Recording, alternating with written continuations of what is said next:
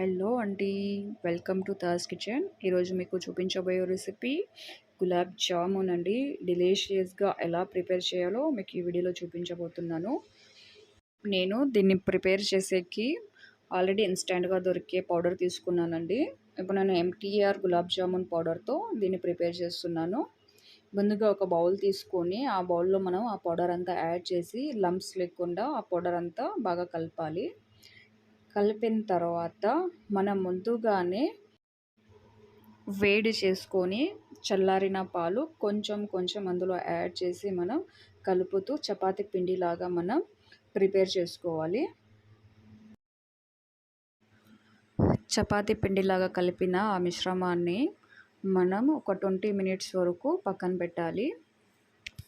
20 minutes లోపల ఇప్పుడు దానికి షుగర్‌తో రెసిపీ కావాలి కదా, అది ప్రిపేర్ చేసుకుందాము.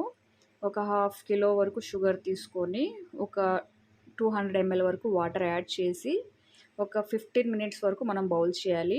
అందులో కచ్చా పచ్చాగా దంచి పెట్టుకున్న యాలకులు యాడ్ చేయాలి. యాడ్ చేసి ఒక 15-20 మినిట్స్ వరకు ఇది కూడా మనకి కొంచెం రెడ్ కలర్ వస్తుంది. రెడ్ కలర్ వచ్చేంత వరకు మనం కుక్ చేయాలి. 20 మినిట్స్ తర్వాత కలిపి పెట్టుకున్న పిండిని పక్కన తీసుకొని వాటిని చిన్న చిన్న బాల్స్ లాగా ప్రిపేర్ చేయాలి. అది మనకి ఇలా సాఫ్ట్గా ఉండాలండి. పిండి సాఫ్ట్ అయ్యేంత వరకు మనము కలపాలి బాగా. ఇలా చిన్న సైజ్ బాల్స్ లాగా ప్రిపేర్ చేసుకొని మనం చేతులకి ఆయిల్ కానీ నెయ్యి కానీ అప్లై చేసి క్రాక్స్ లేకుండా సాఫ్ట్గా మనం ప్రిపేర్ చేసి ఇలా మీకు వీడియోలో చూపిస్తున్నా కదా, ఈ విధంగా ప్రిపేర్ చేసి రెండు చేతులతో క్రాక్స్ ఉండకూడదండి. క్రాక్స్ ఉంటే మళ్ళీ గులాబ్ జామున్ అనేది లుక్ అనేది సపరేట్గా ఉంటుంది. ఈ విధంగా అన్ని గులాబ్ జామున్స్ ప్రిపేర్ చేసుకొని పక్కన పెట్టాలి.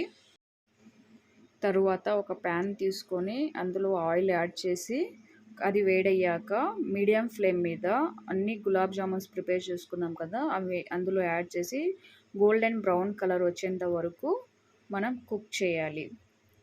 ఫ్రై అయిన తర్వాత వేడిగా ఉండే గులాబ్ జామున్సే ముందుగానే మనం ప్రిపేర్ చేసుకున్న షుగర్ది షీరా ఉంటుంది కదండి, అందులో ఆ గులాబ్ జామున్స్ యాడ్ చేసి ఒక 20 మినిట్స్ వరకు సోక్ చేయాలి.